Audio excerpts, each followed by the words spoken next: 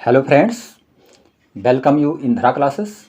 This video is very important for BA third semester English literature के मित्रों जिन्होंने English literature ले रखा है, इंग्लिश साहित्य को ले रखा है मित्रों, उनके लिए ये वीडियो बहुत ही इम्पोर्टेंट होने वाला है।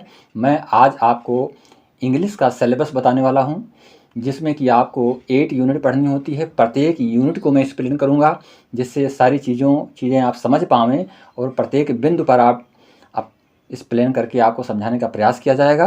तो मैं स्टार्ट करने के पूर्व में चाहूँगा कि यदि आप चैनल पर पहली बार आए हुए हैं तो चैनल को लाइक और सब्सक्राइब अवश्य कर दें तथा अपने फ्रेंड्स के बीच में इस वीडियो को शेयर ज़रूर करेंगे मित्रों। तो मैं स्टार्ट कर रहा हूँ। ये जो आपका सिलेबस है, जो पाठ्यक्रम है, जो आपको पढ़ना है मित्रों, ये आप पूरी तरह से इसको समझेंगे। इसमें BA सेमेस्टर थर्ड का मैं सिलेबस बताने वाला हूँ जिसका मैक्सिमम मार्क्स होता है 75, यानी 75 मार्क्स आपको थ्योरी में मिलते हैं जो कि लिखित एग्ज़ाम में मिलता है और ट्यूटोरियल टेस्ट में आपको 25 मार्क्स मिलते हैं मित्रों। तो 75 मार्क्स के आप अधिकारी बन जाते हैं यदि आप पूरी तरह से इसको तैयार कर लेंगे। तो सिलेबस को जानना बहुत ही आवश्यक होता है क्योंकि बिना सिलेबस को जाने हुए हम किसी भी सब्जेक्ट को क्लैरिफाई नहीं कर पाते हैं, उसको समझ नहीं पाते हैं और उस बिंदु पर हम किसी प्रकार से कोई चीज़ लिख नहीं पाते हैं। तो मैं प्रत्येक टॉपिक को एक्सप्लेन करूंगा आज। तो यहाँ पर देखेंगे ये पेपर जो होगा आपका, जो प्रश्न पत्र होने वाला है, इस प्रश्न पत्र का नाम है ब्रिटिश एंड अमेरिकन ड्रामा, यानी ब्रिटिश एंड अमेरिकन ड्रामा के नाम से आपका प्रश्न पत्र होगा मित्रों, जिसे आपको देना होगा। तो इसमें आपको 8 यूनिट पढ़नी होती है। तो 8 यूनिट में आपको ड्रामे, यानी इंग्लिश में आपको जो ड्रामा होता है, ड्रामे को ही पढ़ना है इसमें, जो आपको थर्ड सेमेस्टर में जो दिया गया है। तो इसमें देखेंगे जो फर्स्ट यूनिट आपकी है, इस फर्स्ट यूनिट के अंतर्गत ड्रामा टाइप्स बताया गया है। ड्रामा कितने प्रकार के होते हैं, यानी ड्रामे के प्रकार, नाटक के प्रकार के विषय में आपको बताया जाएगा। तो इसमें आप देखेंगे मैंने प्रत्येक टॉपिक को जो कि आपको पढ़ना है उसको नंबरिंग कर दिया हूँ। तो यहाँ देखेंगे ये फर्स्ट जो आपका है ये है ट्रेजेडी। ट्रेजेडी के बारे में मित्रों आपको जानना है, ट्रेजेडी क्या होता है। तो ट्रेजेडी को हम हिंदी में कहते हैं दुखांत, जिसमें दुख भरा हो, जिसका लास्ट जो हो, जो पोजीशन, जो कंक्लूजन होता हो वो दुख से युक्त हो, तो उसको ट्रेजेडी कहते हैं। ट्रेजेडी का मतलब होता है दुखांत। और इसको हम ड्रामे में प्रायः जो है शेक्सपियर के ड्रामे में और जो भी लोग ड्रामे लिखे हुए हैं, नाटक लिखे हुए हैं, उनमें हम प्रायः इन चीज़ों को पाते हैं। तो ट्रेजेडी का शाब्दिक अर्थ जो होता है वो होता है दुखांत। और दूसरे नंबर पर आप देखेंगे कॉमेडी, यानी कॉमेडी। कॉमेडी को क्या कहते हैं? सुखांत। तो नहीं, इसका जस्ट उल्टा है कॉमेडी। तो कॉमेडी का मतलब होता है सुखांत, यानी नाटक में, ड्रामे में जो लास्ट एक्ट होता है, उस लास्ट एक्ट में यदि सुखांत का अनुभव होगा, प्रसन्नता का अनुभव किया जाए दृश्य में, तो वो कॉमेडी होता है। और जो दुख का अनुभव किया जाए तो ट्रेजेडी होता है। तो ये दोनों चीज़ें आपको समझ में आ गई होंगी। अब मैं जब इस यूनिट को एक्सप्लेन करूँगा, वीडियो में आपको दूँगा, तब सारी चीज़ें आपको पूरी तरह से डिटेल में बताई जाएगी। ये आपका सिलेबस है, तो इसमें आपको ट्रेजेडी के बारे में पढ़ना है और कॉमेडी के बारे में पढ़ना है मित्रों। अब आप देखेंगे तीसरे नंबर पर ट्रेजिक कॉमेडी। ये ट्रेजिक कॉमेडी क्या होती है? जिसमें दुख और सुख, यानी प्रसन्नता और अप्रसन्नता दोनों चीज़ें हों, वो ट्रेजिक कॉमेडी कही जाती है। तो ऐसे भी नाटक होते हैं, ऐसे भी ड्रामे लिखे हैं जिनमें कि ट्रेजिक कॉमेडी के रूप में हमारे समक्ष आता है। तो ये हमें पूरी तरह से समझ लेना है मित्रों। इसके बाद जो है 4 नंबर में आप देखेंगे एक्सप्रेशनिस्ट ड्रामा। एक्सप्रेशनिस्ट ड्रामा का मतलब क्या होता है? एक्सप्रेशन का मतलब होता है अभिव्यक्ति। कोई चीज़ बताई जाए, कही जाए, रखी जाए तो उसको एक्सप्रेशन कहते हैं। तो एक्सप्रेशनिस्ट ड्रामा ऐसा नाटक जो अपने कहानी को, अपनी स्टोरी को एक्सप्रेशनिस्ट के रूप में रखता हो, समक्ष रख दे, जो देखने वाले जो ऑडियंस हों, जो दृष्टा हों, उनके समक्ष जो चीज़ें रखी जाती हैं उसको एक्सप्रेशनिस्ट ड्रामा के रूप में मित्रों जानते हैं। ये 5 पॉइंट आप देखेंगे। ड्रामा ऑफ आइडियाज़, ये आपको पढ़ना है। तो ये फर्स्ट यूनिट के अंतर्गत आपको पढ़ना है ये सारी चीज़ें। ड्रामा ऑफ आइडियाज़, यानी आइडियाज़ का मतलब होता है विचार, और ड्रामा का मतलब होता है नाटक। तो ड्रामा ऑफ आइडियाज़ का मतलब विचार की से युक्त ड्रामे जो होते हैं, जिसमें विचार जो है प्रमुख होता है, उसको ड्रामा ऑफ आइडियाज़ यानी ड्रामे के विचार के रूप में, इसको नाटकीय थाट के रूप में जानते हैं मित्रों। इसके पश्चात देखिए 6 नंबर पॉइंट, पोएटिक ड्रामा। ये पोएटिक ड्रामा आपको पढ़ना है। पोएटिक का मतलब है तो पोएट से पोएटिक बन गया है, यानी कि कविता से युक्त यानी पोएम से युक्त जो ड्रामा होता है उसको पोएटिक ड्रामा कहते हैं। ड्रामे 2 प्रकार से लिखे जाते हैं, एक में जो है पोएट्री से युक्त ड्रामा होता है जिसमें पोएम भी होती है, और एक होता है जो कि टोटल जो है प्रोज से युक्त होता है। तो जो पोएटिक ड्रामा होता है उस पोएटिक ड्रामे में स्टेंजाज आपको मिलेंगे, और बीच बीच में एक्ट के बीच बीच में सारी चीज़ें जो कथन होते हैं वो स्टेंजा के माध्यम से प्रस्तुत किए जाते हैं, पोएम के माध्यम से प्रस्तुत किए जाते हैं, उसको पोएटिक ड्रामा कहते हैं, यानी काव्यगत नाटक भी आप कह सकते हैं मित्रों। इसके बाद क्लोजेट ड्रामा। ये क्लोजेट ड्रामा जो होता है मित्रों, क्लोजेट ड्रामा को भी हमें पूरी तरह से जानना है कि जो क्लोजेट ड्रामा होता है ये पूरी तरह से दिखाईमान नहीं होता है, जिसको कि हम तो देखें कि मित्रों ये जो क्लोजेट ड्रामा होता है इसका जो परफॉर्मेंस होता है वो स्टेज पर नहीं किया जाता है।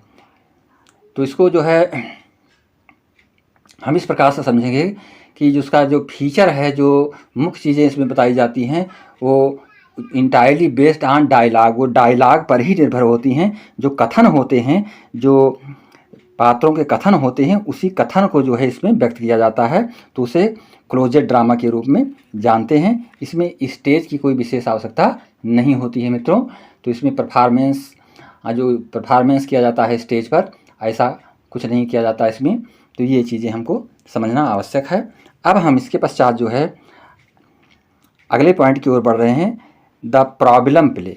ये प्रॉब्लम प्ले क्या होता है? तो प्रॉब्लम प्ले का मतलब होता है, प्रॉब्लम मीन्स समस्या और प्ले मीन्स नाटक, यानी कि समस्या प्रधान नाटक। ऐसा नाटक जो कि ऐसा ड्रामा जो समस्या प्रधान होता है उसको प्रॉब्लम प्ले के रूप में जानते हैं मित्रों।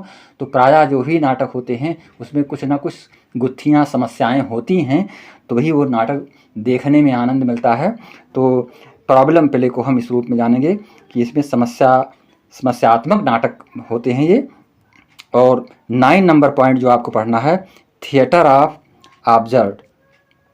तो थिएटर ऑफ ऑब्जर्व्ड इसके विषय में आपको जानना है। तो ऑब्जर्व्ड का जो शाब्दिक अर्थ होता है मित्रों, ऑब्जर्व्ड का मतलब होता है बेतुका, यानी कि ऐसी बातें जो श्रोताओं को सुनने में अटपटी लगें, जिसको कि आप ऑब्जर्व्ड के रूप में समझ सकते हैं। तो थिएटर ऑफ ऑब्जर्व्ड, ऐसा थिएटर, ऐसा ड्रामे का मंच जो कि एक बेतुकी भाषा जुबान का प्रयोग कर रहा हो, जिस जगह पर जिसकी ज़रूरत हो ऐसा प्रयोग किया जाता है। जब हास्य पर व्यंग्यात्मक नाटक लिखे जाते हैं व्यंग्य के रूप में, जिसका अर्थ कुछ और होता है, समझने वाला कुछ और समझ रहा है, तो यहाँ पर थिएटर ऑफ ऑब्जर्व्ड ये आपको पढ़ना है। ये 9 नंबर पॉइंट जो आपका होगा। तो ड्रामा टाइप्स जो होते हैं, ड्रामे के प्रकार जो होते हैं, ये 9 टाइप से बताए जाए हैं मित्रों। इसको आपको पूरी तरह से समझ लेना है। और इन 9 टाइप के जो आपके ड्रामे हैं, 9 पॉइंट्स के रूप में जो आपको बताया गया है, इसको मैं प्रत्येक पॉइंट को डिटेल में वीडियो के रूप में दे करके आपको सेटिस्फाई करने का प्रयास करूंगा मित्रों, जिससे आप प्रत्येक चीज़ों को समझ पाएँ अच्छी तरीके से। अब इसके पश्चात देखेंगे जो दूसरी यूनिट आपकी है, सेकंड यूनिट। देखेंगे मित्रों, ये जो सेकंड यूनिट आपकी है, इसके अंतर्गत आपको पढ़ना है एलिमेंट ऑफ ड्रामा। एलिमेंट का मतलब होता है तत्व, जो चीज़ें मुख्य तत्व होते हैं, मुख्य बातें होती हैं, पृष्ठभूमि जो होती है ड्रामे की, जो कि एक कंक्लूजन के रूप में जो चीज़ समझ में आती है, तो उसको एलिमेंट ऑफ ड्रामा। अब एलिमेंट ऑफ ड्रामे के जो सोर्सेज हैं उसको मैं यहाँ पर एक्सप्लेन किया हूँ। ये 10 टाइप के होते हैं, 10 टाइप को आपको समझना है। तो मैं प्रत्येक टाइप को बताते चल रहा हूँ। तो इसमें देखेंगे पहला जो आपका है ये है एथोरियल इंस्टेंशन। ये पहला जो आपका है ऑथरियल इंटेंशन। तो ऑथरियल इंटेंशन इसका मतलब होता है मित्रों कि आधिकारिक रूप से घुसपैठ करना, यानी मंच जो भी नाटक होते हैं उसमें एक आधिकारिक रूप से अपने पार्ट को लेना और उसमें समावेश करना अपने आप को, उसको आर्थरियल इंस्टीट्यूशन के रूप में जानते हैं मित्रों। तो ये ड्रामे का एक एलिमेंट होता है, एक तत्व होता है, तो ये हमें समझना ज़रूरी होता है। तो दूसरे पॉइंट में आपको पढ़ना है कोकोफोनी, यानी कोकोफोनी। कोकोफोनी का मतलब होता है मित्रों कोलाहल। ड्रामे में हम जब कोलाहल की सीन के बीच में जब कोई कोलाहल होता है तो उसको काकोफोनी के रूप में जानते हैं। तो ये दूसरा पॉइंट आपका हुआ, ये चीज़ें तत्व के रूप में आप समझेंगे। इसके बाद जो है सरकमलोकेशन जो होता है, ये सरकमलोकेशन को हिंदी में कहते हैं कपटपूर्ण बातें। यानी जो कपटाचरण होता है, कपटपूर्ण जो बातें की जाती हैं, छल कपट होते हैं जिस चीज़ में, उसको सरकमलोकेशन के रूप में जानते हैं मित्रों। तो ये चीज़ हमको जानना होगा, ये 3 नंबर पॉइंट के अंतर्गत। इसके बाद जो है 4 नंबर पॉइंट में आपको कन्फ्लिक्ट, ये कन्फ्लिक्ट वर्ड आ रहा है। कन्फ्लिक्ट जो है, कन्फ्लिक्ट को हम इंग्लिश में क्या समझेंगे, हिंदी में इसको क्या कहेंगे? तो कन्फ्लिक्ट का मतलब होता है टकराव। तो कन्फ्लिक्ट जो होता है, जो आपसी जो एक्टर्स होते हैं, जो आपसी टकराव उसमें दिखाया जाता है, मंचन किया जाता है, तो उसको हम कन्फ्लिक्ट कहते हैं। तो ये भी एक ड्रामे का ही तत्व होता है मित्रों। इसके पश्चात 5वां पॉइंट आप देखेंगे डिक्शन। ये डिक्शन के बारे में आपको जानना है। तो डिक्शन का मतलब होता है शब्द चयन। जो शब्द चयन करके नाटक मंचन किया जाता है, जो राइटर होता है वो शब्द चयन करके नाटक पर मंचन के लिए अपनी रचना को प्रस्तुत करता है मित्रों, तो उसको हम डिक्शन के रूप में जानते हैं। डिक्शन का शाब्दिक अर्थ होता है शब्द चयन करना। इसके पश्चात जो है 6 नंबर पॉइंट में आप देखेंगे इफोलोग्यू। तो इफोलोग्यू का हिंदी होता है उपसंहार। जो नाटक होता है, जो मंचन किया जाता है, उसके जो लास्ट में जो चीज़ें दिखाई जाती हैं उसको हम इफोलोग्यू के रूप में जानते हैं। ये 6 नंबर पॉइंट आपका हुआ। इसके बाद इपीथेट को हिंदी में कहते हैं मित्रों, इपीथेट को हिंदी में कहते हैं वाक्यांश। जो वाक्य, जो सेंटेंस का प्रयोग किया जाता है, कथन का प्रयोग किया जाता है, जो एक्टर्स होते हैं उनके द्वारा, उसको हम एपिथेट के रूप में जानते हैं मित्रों। इसके पश्चात जो है ये पॉइंट नंबर 8 देखेंगे आप। पॉइंट नंबर 8 में आप जो है यूफिमिज्म जो लिखा हुआ है, यूफिमिज्म का मतलब होता है, यूफिमिज्म को हम हिंदी में कहते हैं प्रयोक्ति।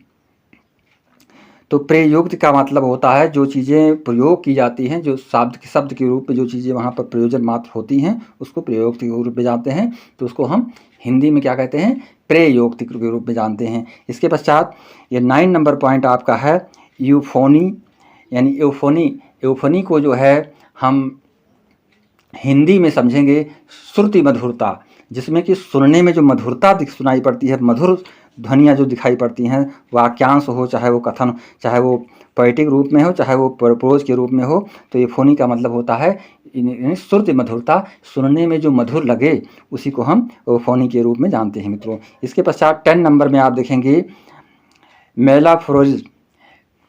तो मेलाफोरिज्म जो होता है, इसको हम कहते हैं कुप्रचार। कोई चीज़ें जो है मंचन करके नाटक के माध्यम से जो भी दुष्प्रचार किए जाते हैं, उसको हम कुप्रचार भी कह सकते हैं। उसको मेलाप्रोपिज्म के रूप में जानते हैं मित्रों। तो ये आपका एलिमेंट हुआ जो कि यूनिट 6 के अंतर्गत आपको पढ़ना है। ये इसमें 10 एलिमेंट्स आपको हम बता रहे हैं, 10 एलिमेंट्स ही आपको पढ़ने हैं। तो ये आपको जानना बहुत ही आवश्यक था। अब इसके पश्चात देखेंगे मित्रों यूनिट 3 में आपको क्या देखना है, क्या पढ़ना है। तो यूनिट 3 में आपको लिटरेरी टर्म्स ड्रामा। तो आप समझते हैं टर्म्स का मतलब होता है शर्तें। तो लिटरेरी टर्म का मतलब साहित्यिक शर्तें जो हैं, जो साहित्यिक शर्तें ड्रामे में होती हैं वो क्या हैं। तो ये साहित्यिक शर्तें भी 11 टाइप की होती हैं मित्रों। ये मैं आपको अलग अलग करके बता रहा हूँ कि इसमें जो लिटरेरी टर्म्स है वो नाटक के रूप में आपको 11 टाइप्स के पढ़ने होंगे। तो इसको आप देखेंगे एक एक करके। जैसे ये फर्स्ट नंबर पर है फ्लैशबैक। ये फ्लैशबैक क्या होता है? तो फ्लैशबैक का मतलब होता है, इसको हम फ्लैश बैक ही कहते हैं। बैक का मतलब पीछे हट जाना और फ्लैश बैक का मतलब पूरी तरह से पीछे हटना, तो बचाव के साथ में, तो उसको फ्लैश बैक के रूप में जानते हैं। तो ये जो है लिटरेरी टर्म्स के रूप में हम समझेंगे। एक जो साहित्यिक शर्त होती है, जो साहित्यिक टर्म्स होते हैं, शब्दांश होते हैं ड्रामे के अंतर्गत मित्रों, उसको हम फ्लैश बैक के रूप में यहाँ पर जानते हैं। अब अगला देखेंगे फॉयल। फॉयल, तो फॉयल क्या होता है? फॉयल को हम पूरी तरह से समझेंगे। फॉयल का मतलब होता है पन्नी, चादर या पन्नी के रूप में जो भी चीज़ें हैं, तो उसको फॉयल समझेंगे मित्रों। और इसके तीसरे पॉइंट को हम देखेंगे। ये तीसरा पॉइंट आपका है जो कि फ्रेश एडोइंग। तो फ्रेश एडोइंग को हम हिंदी में कहते हैं मित्रों, फ्रेश एडोइंग जो शब्द आपका है, ये फ्रेश एडोइंग, ये पूर्वाभास, यानी पूर्वाभास। जब हम किसी चीज़ को, किसी थाट को जो है पहले से ही जान जाते हैं, तो उसको जो है हम फोर्स एडोइंग के रूप में जानते हैं, यानी फोर्स एडोइंग के रूप में उसको समझ रहे हैं, समझते हैं। उसको हम पूर्वाभास के रूप में, उसकी हिंदी होती है पूर्वाभास। ये चीज़ें हमको समझ लेना है। इसके बाद देखेंगे 4 नंबर पॉइंट में हब्रिस। ये हब्रिस शब्द आया हुआ है। तो हब्रिस का मतलब होता है अभिमान।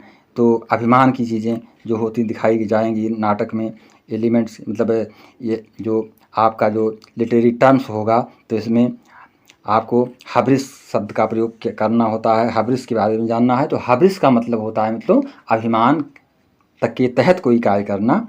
तो और 5 नंबर पॉइंट में हम हाइपरवेशन, हाइपरवेशन यानी हाइपरवेशन थाट को हम समझेंगे यहाँ पे। तो हाइपरवेशन क्या होता है? हाइपरवेशन का मतलब होता है शब्द कर्म विपर्य। इसको हम शब्द कर्म विपर्य के रूप में जानते हैं। जो शब्दों का क्रम होता है और जो जिस क्रम में जो व्युत्क्रम होता है, उसको शब्द विपर्य कहते हैं मित्रों।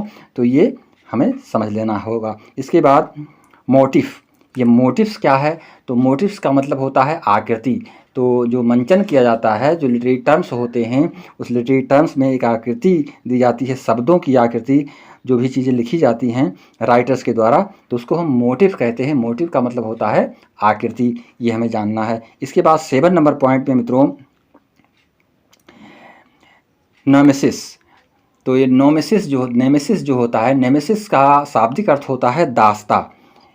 नेमेसिस का शाब्दिक अर्थ होता है दास्ता। जो दास्ता से युक्त चीज़ें बताई जाती हैं, जो किसी चीज़ के ऊपर एकदम से डिपेंड हो, उसको हम आत्मनिर्भर न कह करके पर निर्भर कहते हैं, तो उसको हम नेमेसिस के रूप में जानते हैं। तो दास्ता का जब दृश्य या मंचन होता है, जो वो शब्द प्रयोग किए जाते हैं, उस तरह की पोएम प्रयोग की जाती है, तो यहाँ पर नेमेसिस वर्ड का प्रयोग किया जाता है। इसके बाद 8 नंबर पॉइंट में मित्रों आपको पढ़ना है पेरिफेरेसिस।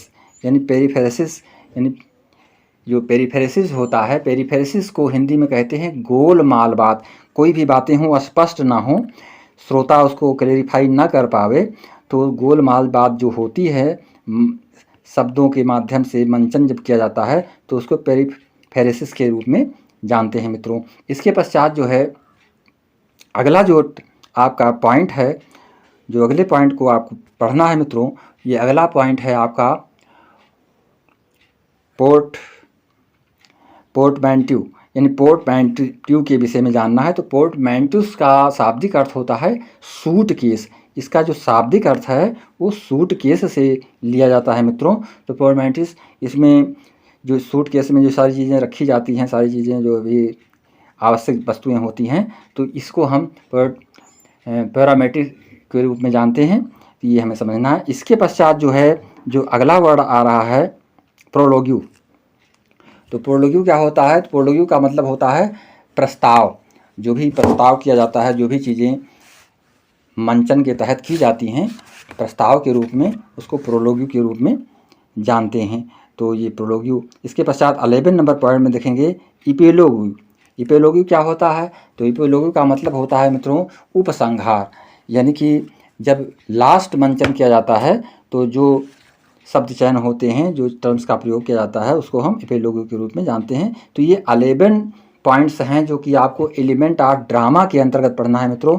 एलिमेंट ऑफ ड्रामा के रूप में इससे आपको जानकारी पूरी तरह से आपको होनी चाहिए, क्योंकि इससे शॉर्ट आंसर टाइप क्वेश्चंस और लॉन्ग आंसर टाइप क्वेश्चन तथा ऑब्जेक्टिव टाइप क्वेश्चंस हर तरह से पूछे जाएंगे। तो इसलिए इसको बताना बहुत ही आवश्यक था कि इसको आप हिंदी में भी समझ लें और इसको हम वीडियो के रूप में आपको पूरी तरह से दूंगा, जिससे आप पूरी तरह से हर टर्म्स को समझ पाएंगे। अब देखेंगे यूनिट 4 में आपको क्या पढ़ना है मित्रों। तो यूनिट 4 में आपको लिटरेरी टर्म्स, इसमें भी लिटरेरी टर्म्स है ड्रामा के रूप में, ये यूनिट 4 जो आपकी होगी। तो इसमें आपको जो चीज़ें पढ़नी हैं, तो देखेंगे मित्रों, ये जो लिटरेरी टर्म्स ड्रामा, इसमें जो आपको पढ़ना है, इसमें यूनिटी ऑफ टाइम, यानी कि यूनिटी ऑफ टाइम के विषय में आपको जानना है। ये पहला पॉइंट आपको पढ़ना है, यूनिटी ऑफ टाइम। एक समयबद्ध तरीके से जो चीज़ें अभ्यक्त की जाती हैं उसको हम यूनिटी ऑफ टाइम के रूप में जानते हैं। इसके बाद दूसरा पॉइंट जो आपको पढ़ना है, प्लेस एंड एक्शन, स्थान और क्रियाकलाप। स्थान और क्रियाकलाप, इसके विषय में आपको जानकारी प्राप्त करनी है, स्थान और क्रियाकलाप के विषय में।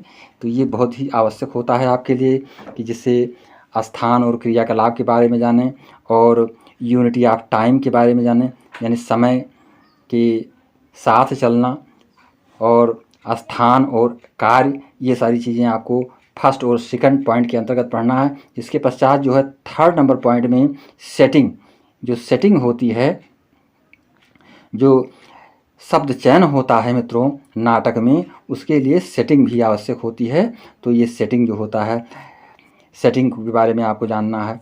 कोई चीज़ पूर्ण रूप से निश्चित कर दी जाती है। स्पूनरिज, स्पूनरिज का मतलब होता है मित्रों, स्पूनरिज को जो है हम स्पून से स्पूनरिज बन गया है। जो आपने देखा होगा, जो भी नाटक होते हैं, जो भी फिल्में होती हैं, उसमें कुछ चीज़ें ऐसी होती हैं जो स्पूनरिज के रूप में समक्ष आती हैं कि ऐसे ऐसे शब्दों का प्रयोग किया जाता है जो कि किसी को प्रसन्न करने के लिए, खुश करने के लिए जिसका हम प्रयोग कर देते हैं। और प्रायः जो दृष्टा होता है, जो श्रोता होता है, उसको सुन करके मुस्कुरा उठता है, तो उसको स्पूनरिज के रूप में जानते हैं, जिसको चम्मच या चमचे के रूप में भी आप समझ सकते हैं मित्रों। तो ये वर्ड इसमें लिटरेरी टर्म्स के रूप में ड्रामे में प्रयोग किए जाते हैं, इस तरह के वर्ड। तो ये भी आपको जानकारी होनी है। अब इसके पश्चात देखेंगे मित्रों, स्टेज डायरेक्शन, मोस्ट इम्पॉर्टेंट, ये 5 नंबर पॉइंट जो आपको पढ़ना है। स्टेज डायरेक्शन क्या होता है? तो स्टेज डायरेक्शन के बारे में आपको पढ़ना है। मंच निर्देशन, इसको हिंदी में कहते हैं मंच निर्देशन। तो मंच निर्देशन, जैसे जो फिल्म डायरेक्टर होते हैं वो फिल्म निर्देशन करते हैं, जो नाटक होता है वो मंचित होता है, मंच पर किया जाता है, तो उसको स्टेज डायरेक्शन के रूप में समझते हैं। तो जो स्टेज मंच निर्देशक, इसका शाब्दिक अर्थ होता है मंच को सही दिशा प्रदान करने वाला।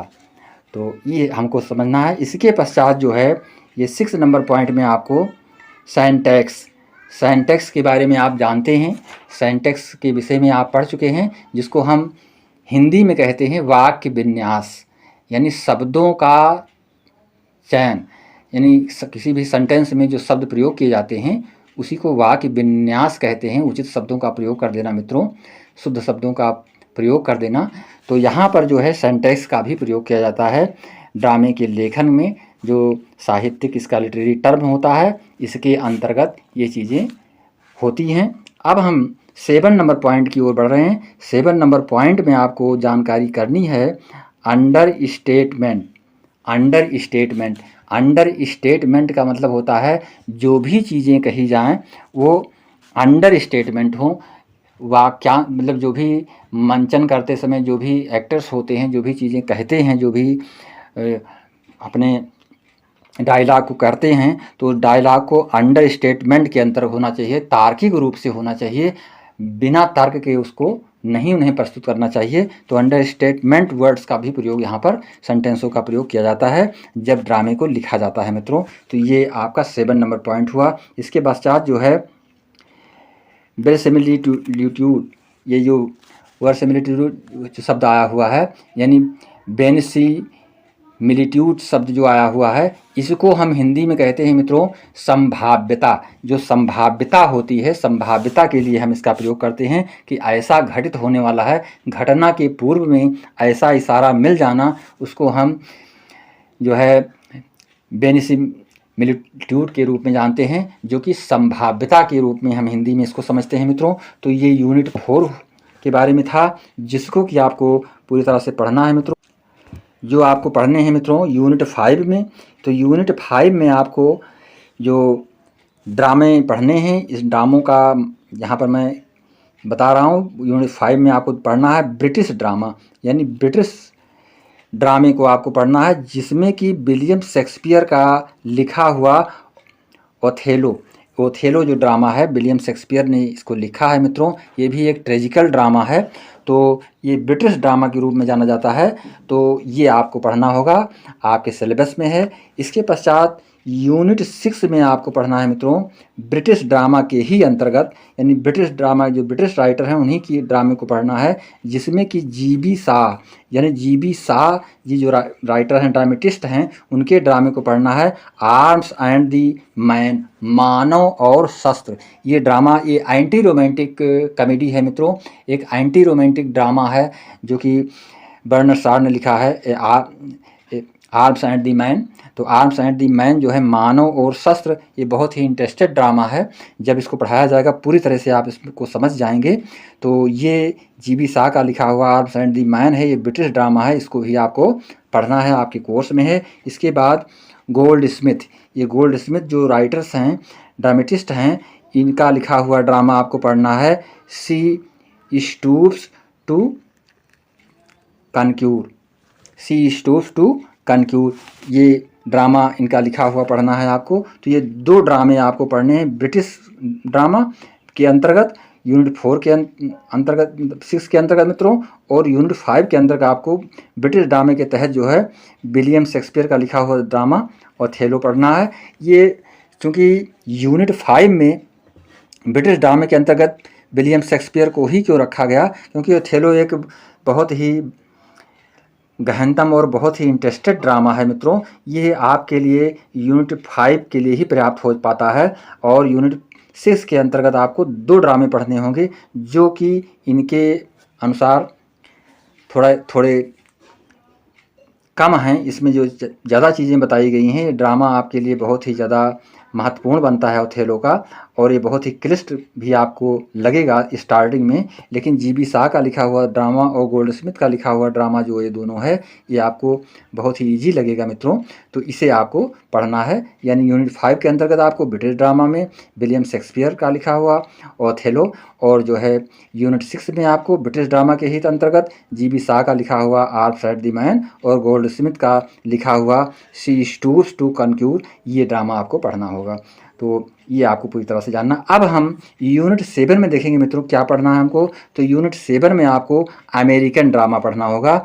अमेरिकन ड्रामे की बात की जाएगी इसमें टी.एस. इलियट, यानी टी.एस. इलियट ने लिखा है मर्डर इन द कैथेड्रल। ये बहुत ही इंटरेस्टेड ड्रामा है। यदि आगे आप इंग्लिश सब्जेक्ट को लेकर पढ़ते हैं मित्रों, तब भी ये ड्रामे आपको पढ़ने होंगे। तो मर्डर इन द कैथेड्रल जो है ये लिखा हुआ है टी.एस. इलियट का ड्रामा। ये भी बहुत इंटरेस्टेड ड्रामा है, ये भी ट्रेजिकल ड्रामा है मित्रों, एक दुखांत नाटक कहा जाएगा। तो मर्डर इन द कैथेड्रल ये भी आपको पढ़ना है। इसके पश्चात जो है यूनिट 8 में जो आपको पढ़ना है मित्रों, ये भी अमेरिकन ड्रामा के अंतर्गत पढ़ना है, जिसमें कि टेनेसी विलियम्स, यानी टेनेसी विलियम्स के लिखे हुए ड्रामे को पढ़ना है मित्रों, जो कि आपके लिए बहुत ही इंटरेस्टेड होगा। टेनेसी विलियम्स जो लिखा है ये स्ट्रीट कार नेम्ड डिजायर। तो यहाँ पर देखेंगे ये स्ट्रीट कार नेम्ड डिजायर, ये ड्रामा लिखा है किसने मित्रों, टेनेसी विलियम्स ने लिखा। तो टेनेसी विलियम के लिखे हुए इस ड्रामे को पढ़ना है आपको, जो कि अमेरिकन ड्रामा के रूप में जाना जाता है, अमेरिकन ड्रामा है ये। तो ये स्ट्रीट कार नेम्ड डिजायर ये ड्रामा आपके लिए बहुत ही इम्पोर्टेंट होगा और आपको पूरी तरह से आपको पढ़ना है। इसके पश्चात जो लास्ट ड्रामा आपको पढ़ना है मित्रों, इसमें आपको आर्थर मिलर यानी आर्थर मिलर का लिखा हुआ ये ड्रामा पढ़ना है, द प्राइज। या द प्राइज भी ये बहुत ही इंटरेस्टेड ड्रामा है मित्रों। तो ये 2 ड्रामे आपको यूनिट 8 के अंतर्गत पढ़ने होंगे, यानी फर्स्ट और सेकंड जो कि अमेरिकन ड्रामा के रूप में है मित्रों, और 2 ड्रामे आपको जो है इसमें यूनिट 7 के अंतर्गत 1 ड्रामा पढ़ना होगा जो कि अमेरिकन ड्रामा के रूप में टी एस इलियट का। तो आपको जो है यूनिट 6, 7 और 8 और यूनिट 5 में इन ड्रामों को पढ़ना है जो कि आपके लिए बहुत ही इंपॉर्टेंट हो गए। इन ड्रामों से आपको कैरेक्टर्स के बारे में पूछा जाएगा, लॉन्ग आंसर टाइप क्वेश्चंस पूछे जाएंगे और शॉर्ट आंसर टाइप क्वेश्चंस भी आपसे पूछे जा सकते हैं, तथा मल्टीपल चॉइस क्वेश्चंस भी जो बनते हैं वो भी पूछे जाएंगे। तो पूरी तरह से आपको पूरे इंटरेस्ट के साथ इस इंग्लिश लिटरेचर को पढ़ना है जो कि ड्रामे के रूप में आपके समक्ष होगा मित्रों। तो मैं चाहूँगा कि आप चैनल को लाइक और सब्सक्राइब अवश्य करें तथा अपने फ्रेंड्स के बीच में इस वीडियो को अवश्य शेयर करें तथा कमेंट के रूप में हम तक अपनी प्रतिक्रिया को अवश्य प्रेषित करें, जिससे कि मैं अगले वीडियो में उसमें कुछ आपको आपसे संबंधित चीज़ें दे पाऊँ। तो मैं चाहूँगा कि नेक्स्ट वीडियो जो भी आपको दिया जाए वो पूरे इंटरेस्ट के साथ दिया जाए और पूरी तरह से आप उसको समझ पाएँ, ये मेरा उद्देश्य रहता है।